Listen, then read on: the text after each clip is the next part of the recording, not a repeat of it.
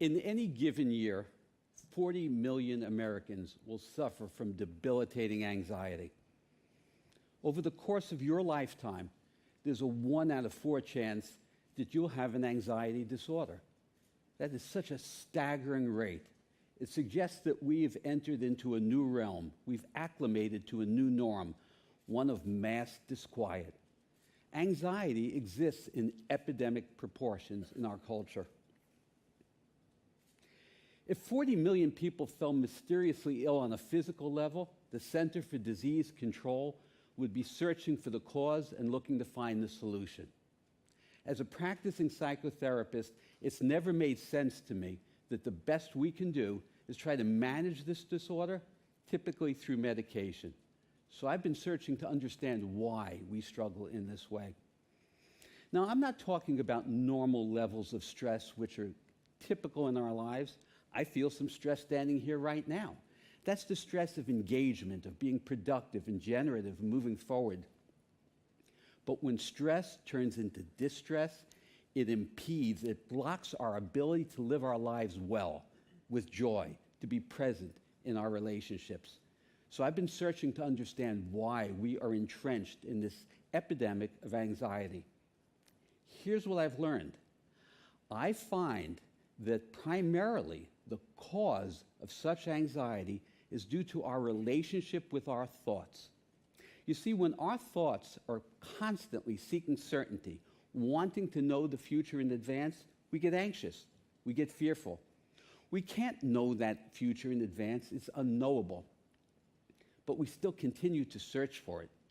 It sets up the struggle to actually engage in the flow of life. Rather than experiencing life, we're trying to ward off the uncertain. This induces fear in our lives. Ask yourselves, think to yourself, what causes stress, fear, and anxiety in my life? Does it have something to do with my need to know the future?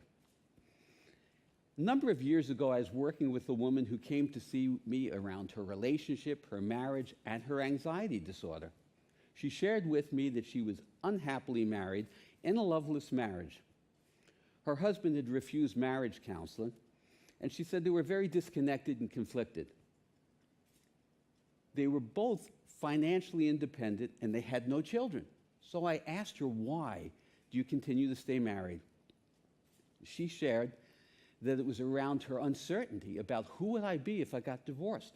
What would my life be like if I were not married?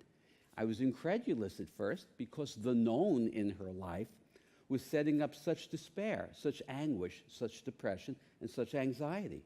But there it was, her need to know who she would be in the future precluded her from moving forward and kept her stagnating in life and stuck in the way she was.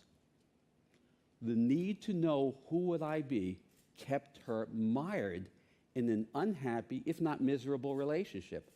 I see this phenomenon occurring on so many levels in our lives. So how did we get to be this way? How did we get stuck requiring certainty? After all, we seek uncertainty when we go to sports events, movies, read books. But in our personal lives, we try to thwart and block uncertainty. I tracked the cause back to the great 17th century scientist Sir Isaac Newton.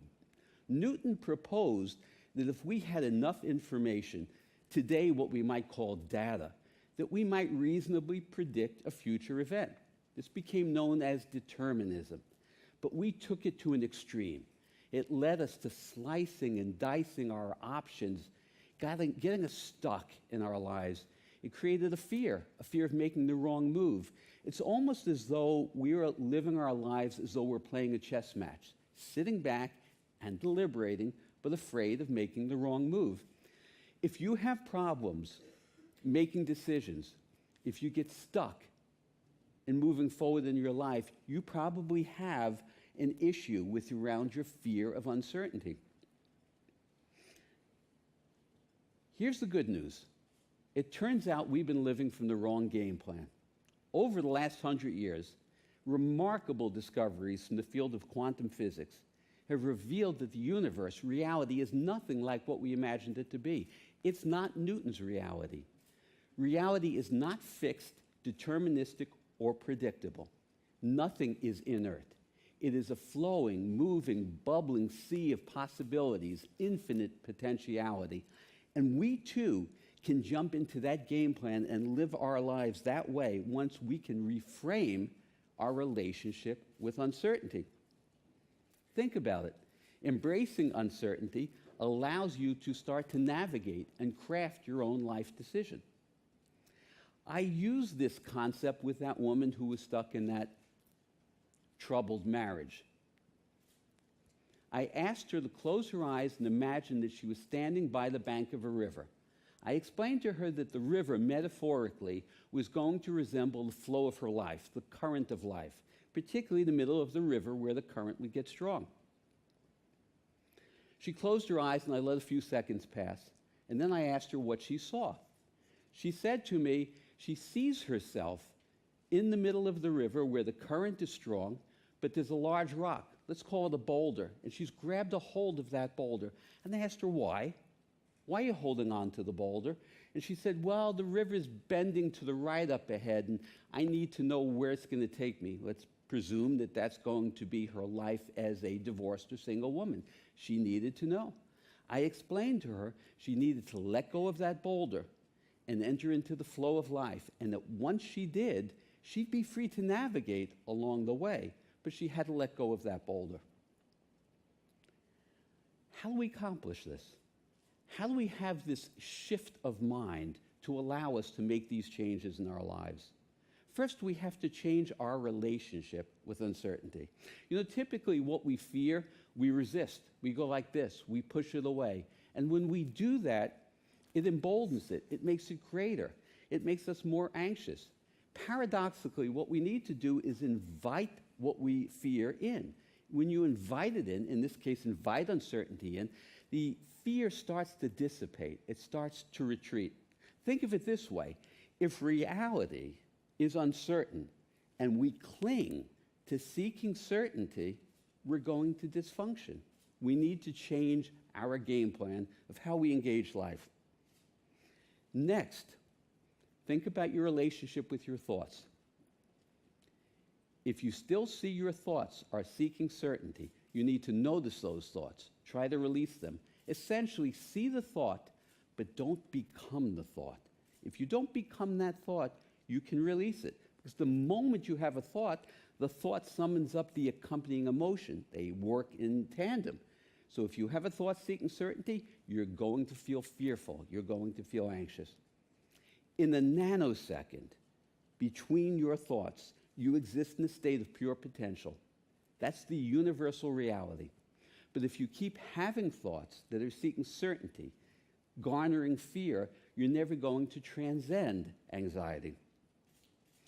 The most important relationship you will ever have in your life isn't with your parents. It isn't with your children. It's not with your spouse. The relationship that's going to impact you far more than any other relationship you have ever had is with your thoughts. You need to learn to choose them with care. Turn your thoughts into your ally. When you do that, you can begin to write the script of your own life. Think of it this way. Uncertainty can be the wind in the sail of your life that generates your ability to move forward and experience your life without fear, without anxiety, and with joy, and the ability to be present. Embrace uncertainty. It can be your best friend. Thank you.